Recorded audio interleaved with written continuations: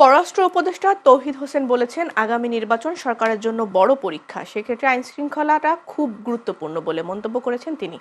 আজ রংপুরে জেলা প্রশাসকের সম্মেলন কক্ষে সরকারি কর্মকর্তাদের সাথে মত বিনিময় সভা শেষে তিনি একথা বলেন।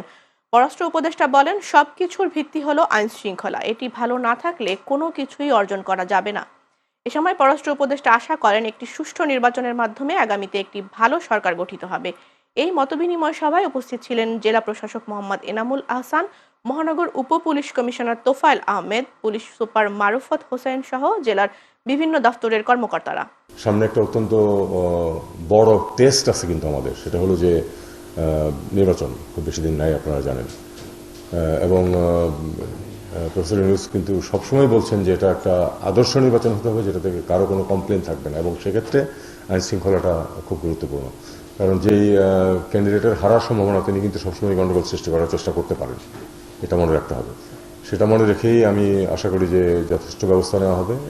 এ নিয়ে তো চিফ ইলেকশন কমিশনারও মিটিং করছেন এবং স্ট্র্যাটেজি নির্ধারণ হচ্ছে। হোম মিনিস্ট্রির যে অ্যাডভাইজার আছেন আমার বন্ধু, উনিও পরিকল্পনা করছেন। আমি আশা করি যে আমরা সবাই আশা করি যে একটা সুষ্ঠু নির্বাচনের মাধ্যমে নতুন সরকার গঠিত হবে এবং আমরা আমাদের দায়িত্ব তাদেরকে বুঝিয়ে দিয়ে চলে যেতে পারবো।